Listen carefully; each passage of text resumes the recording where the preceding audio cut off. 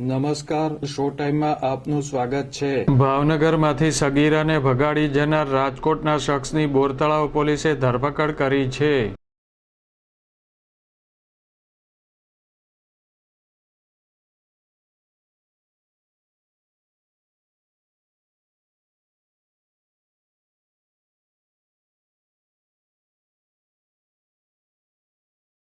રાજકોટમાં આવેલ આજી ડેમ ચોકડી પાસે રહેતો વનરાજ ઘુઘાભાઈ ચૌહાણ નામનો શખ્સ ભાવનગરના કુંભારવાડા રેલવે ફાટક વિસ્તારમાંથી સગીરાને ભગાડીને લઈ ગયો હતો।